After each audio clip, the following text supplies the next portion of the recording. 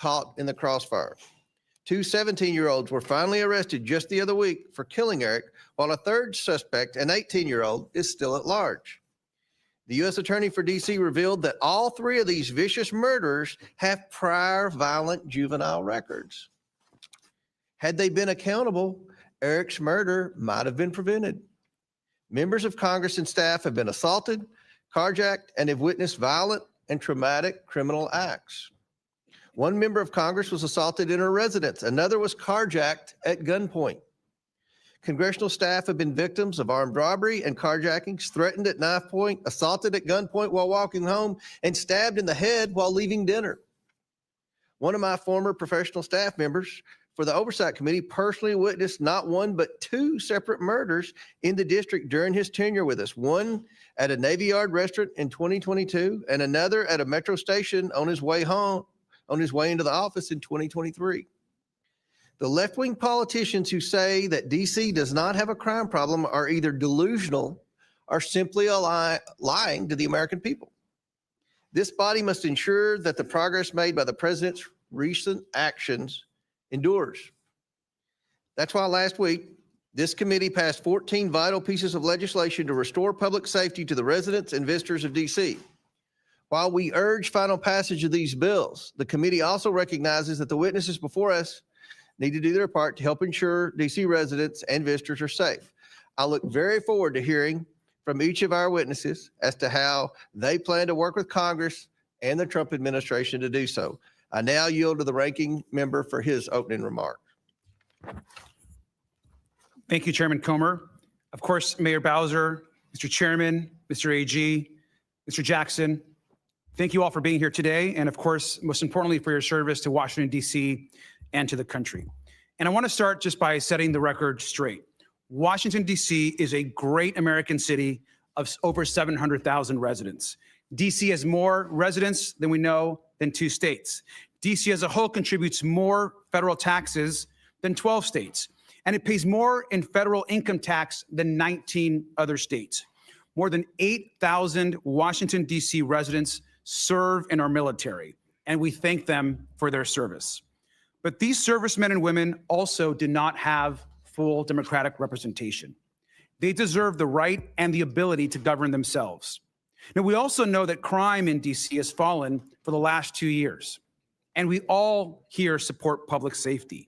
We all want cops to patrol our streets. We all want communities to feel safe. And we also know that flooding the city with troops is not sustainable.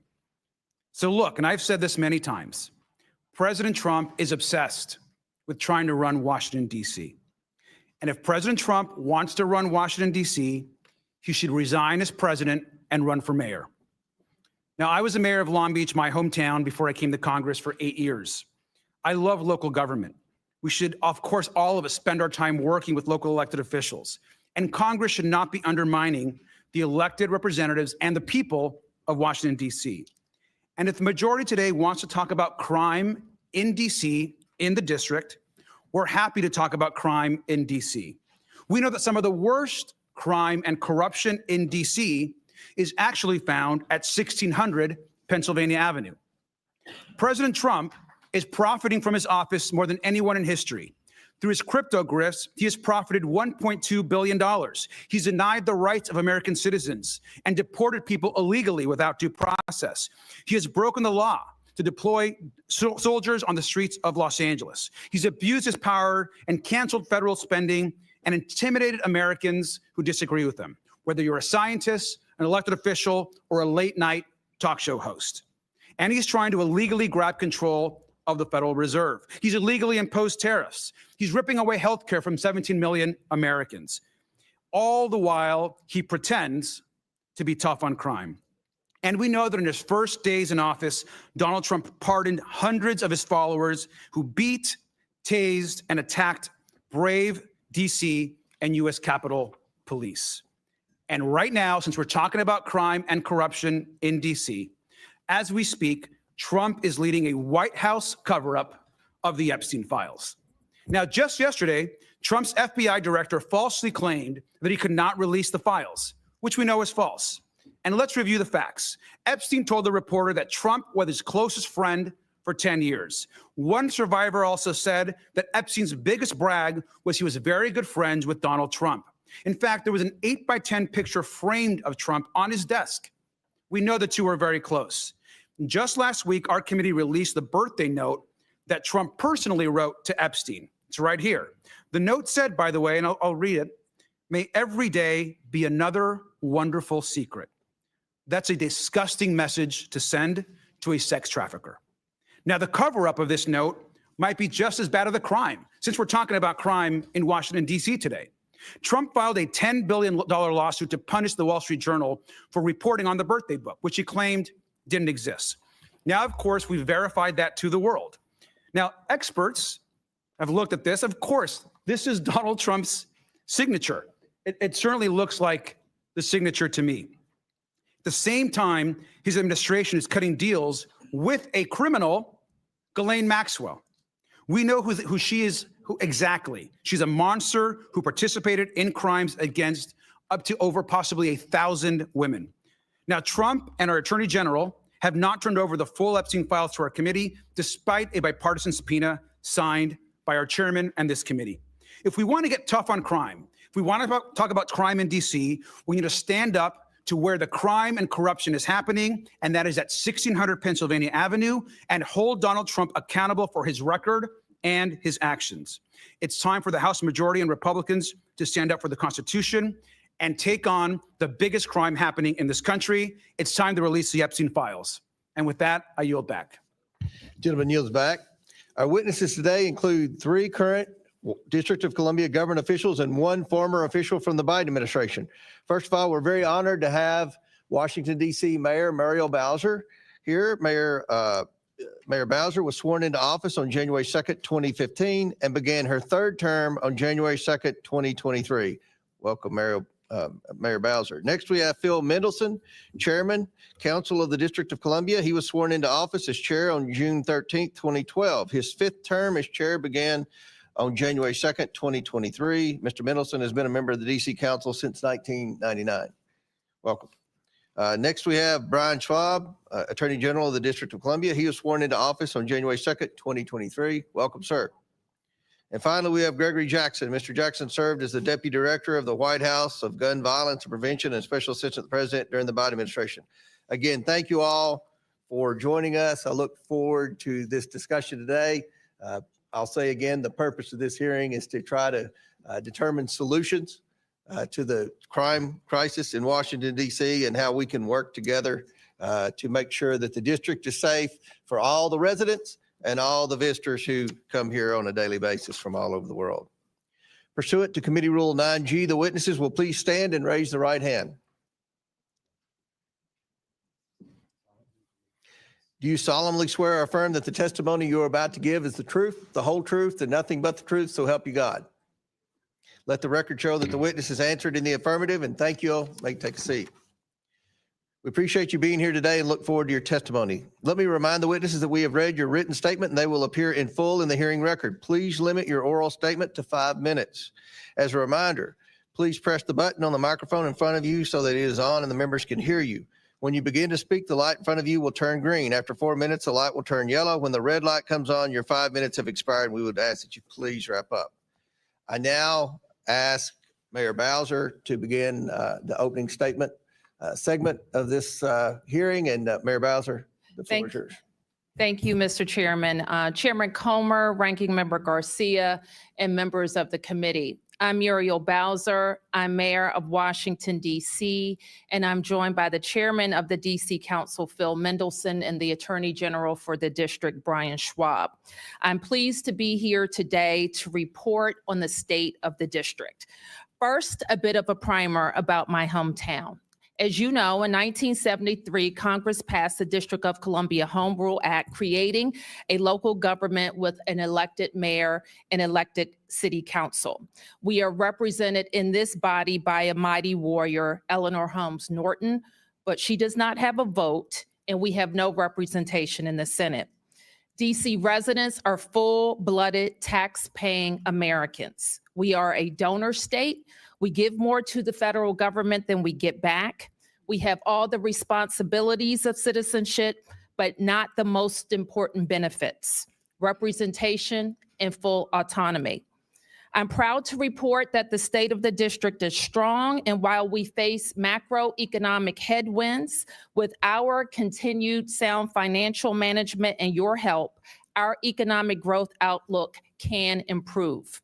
I recently sent to the council our 30th consecutive balanced budget with no new taxes or fees, a budget that reflects the sober reality of our time: declining revenues due to the unfortunate continuation of remote work, the reduction and relocation of DC-based federal workers, and other macroeconomic shifts. In 2024, we had the fastest growing population in the nations. Our schools grew in enrollment and achievement. Our parks system was rated #1. Over 27 million people visited our city, besting our previous record. Our metro system rebounded faster than other transit systems in the nation, and we drove down violent crime by 35%. Let me say something about our public safety ecosystem. It is unique. Like what happened in most jurisdictions across the country post-COVID, we experienced a violent crime spike in 2023. When I was last here, I explained how we would drive down those trends, and it is working. Today, compared to 2023, burglaries are down 34%, theft, motor vehicle theft, 37%, homicide down 44%, robberies down 60%, and carjackings are down 71%. Overall, violent crime is down 53% compared to 2023. And in the recent federal surge, we accelerated those gains, including a 1-month reduction in carjackings of 75%.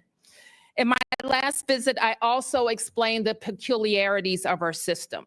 We are very proud of the men and women of MPD who commit their lives to protecting the nation's capital, and they have my commitment to get back up to 4,000 officers with critical changes to our policy environment, a 13% raise, and enhanced recruitment efforts. MPD makes arrest. Most adult cases, however, are prosecuted by the U.S. Attorney for D.C., who is part of the United States Department of Justice. Our youth offenders are prosecuted locally by our Attorney General, and our Department of Youth and Rehabilitation Services, a local agency, is responsible for their commitment. But our youth and adult offenders are supervised by federal agencies. DC Jail is local, but most of our residents who are committed to detention are in federal facilities across the nation. Our judges are appointed by the president and confirmed by the Senate. We currently have 13 vacancies. As I've told you, we're putting every resource necessary towards public safety. I've authorized the chief to use the overtime necessary to make sure we have adequate police on the streets. We spent 1.8 million hours of overtime last year at a cost to us of $75 million. I've also reported to you previously that we engage regularly with regional and federal partnerships, including the United States Attorney, the FBI, and the ATF. And that's why we will continue to use enhanced federal resources as outlined in my mayor's order, creating the DC Safe and Beautiful Emergency Task Force. In 2023 and in the years since, we pushed for legislation to rebalance our public safety ecosystem, including the Secure DC Omnibus. I'm out of time now, Mr. Chairman, but throughout the questions, I hope to also explain to you other ways that the Congress can be helpful, including helping us get back to 4,000 officers, fully funding the president's, when it comes, requests for beautification and safety efforts in DC to support America 250, helping with our homeless services, especially bridge housing that is working to get people off the streets. And finally, as we were able to do, Mr. Chairman, with the RFK legislation, their finance and economic resilience opportunities, like creating an opportunity zone or DC's Act 60, like Puerto Rico's, to ensure the economic resilience of the nation's capital. Thank you. Very good. I now recognize Chairman Mendelson for his opening statement.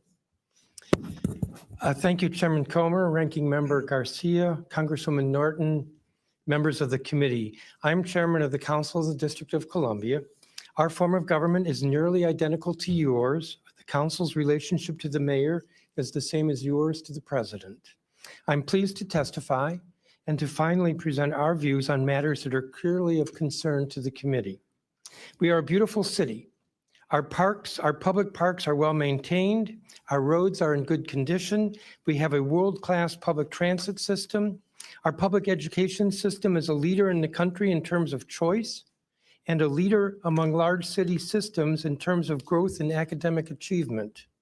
Political rhetoric notwithstanding, criminal activity has been on the decline, with violent crime dipping to a 30-year low last year and even lower this year. The percentage of our citizens with health insurance is one of the highest in the country. Public lands, public transit, public education, public safety, public health, core functions of government, and we are doing well. And we are well managed. We adopt a balanced budget on time every year. We spend within our budget every year. We've had clean audits every year. We continue to maintain strong cash reserves. All of our pension programs are fully funded. And we continue to maintain AAA and AA plus financial ratings, despite Wall Street's expressed concern over the negative economic impact of federal actions. Despite these pluses, we are a city under siege. It is frustrating to watch this committee debate and vote on 14 bills regarding the district without a single public hearing, with no input from district officials or the public, without regard for community impact, nor a shred of analysis including legal sufficiency or fiscal impact. Bills like H.R. 5183, the District of Columbia Home Rule Improvement Act, make the district less efficient, less competitive, and less responsive to the needs of a highly complex, unique local government that serves local, county, and state functions. The SOAR Improvements Act would actually hurt 50,000 school kids in the district by defunding the DC public school system by approximately $17.5 million. It also would void a long-standing compromise agreed to by Congress with district officials. H.R. 5140, the Juvenile Sentencing Reform Act, is actually criminogenic. Data suggests that juveniles tried as adults are not scared straight, but rather are more likely to reoffend sooner and more often than those treated in the juvenile system. Moreover, you criticize the council for being soft on crime, but the current age thresholds this bill repudiates were enacted by Congress. Over the last several years, the council has taken steps to strengthen our criminal laws, and I will note that we have been able to pass these bills while Congress has not. For instance, we have strengthened the probability of pretrial detention. Even before we did that, the rearrest rate for individuals released pretrial was among the lowest in the country. We have strengthened, by clarifying and imposing new penalties, the criminal laws including shoplifting, carjacking, strangulation, and felony endangerment with a firearm. We have reinstated police resource officers in our schools, and we have taken a number of steps to support our police, including approving just yesterday a 13% pay raise for police officers and approving hiring incentives to increase the ranks of our police force. And we're about to adopt a deferred retirement option program to make service more attractive and to incentivize officers to stay longer. Instead of blaming the council, there are tangible actions we need from you because our public safety system is part federal. For instance, the greatest deterrents to crime are arrest and prosecute, but the U.S. Attorney prosecutes our criminals. And the best way to reduce recidivism is prison programming, but the U.S. Bureau of Prisons is responsible for this. And to further reduce rearrests for ex-offenders and pretrial suspects, we need two federal agencies, CSOSA and Pretrial Services, better resourced. If Congress really wants to further reduce crime in the District of Columbia, here's what you can do. Fill USAO vacancies. Double the funding we already provide for MPD hiring bonuses. Adequately fund CSOSA and the Pretrial Services Agency. Fully reimburse MPD for protecting the federal presence. The underfunding by Congress over the last 4 fiscal years totals $83 million. Submit and confirm our judicial nominees. Our courts have a 20% vacancy rate in judges, backlogging the criminal docket. Amend the Federal Privacy Act so that more data can be shared between federal and local law enforcement agencies. Allow our local attorney general to prosecute all misdemeanors because the United States attorney usually does not. And help us pay for a new jail, which houses federal prisoners, just as Congress helped pay for a new forensic lab 15 years ago. Thank you for this opportunity to testify. I appreciate the committee's attention, and I also want to welcome Congressman Garcia as the new ranking member.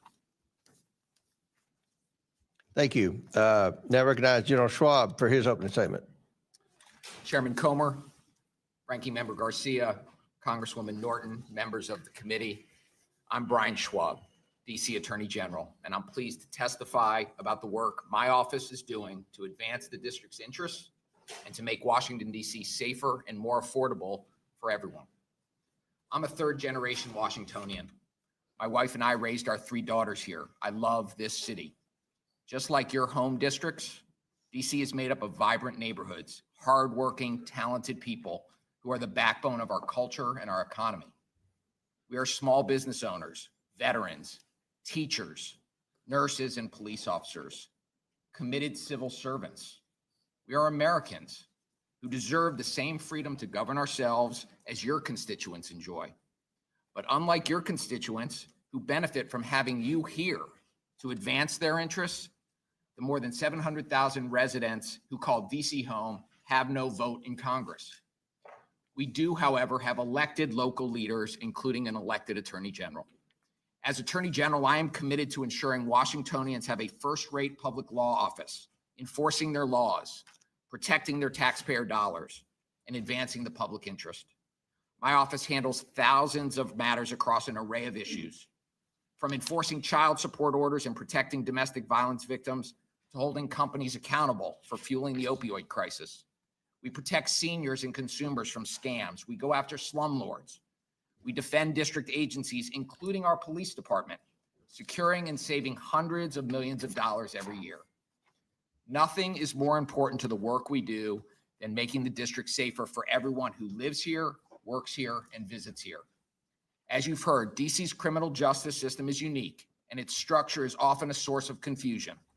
Unlike anywhere else in the country, the responsibility for prosecuting local crime in the district is divided between the federal government, the United States Attorney's Office, which handles all adult felonies and most adult misdemeanors, and my office, which prosecutes juvenile delinquency cases and certain adult misdemeanors. Because the vast majority of crime in the District of Columbia is committed by adults, not juveniles, it is the U.S. Attorney's Office that handles the vast majority of prosecution. Despite our limited jurisdiction, we take our responsibility over juvenile prosecution seriously. Our attorneys aggressively prosecute violent juvenile offenses whenever there is sufficient evidence to meet the burden of proof. Kids must face consequences, swift and certain consequences when they break the law. And our prosecutors work every day to hold them accountable and ensure victims receive justice. Last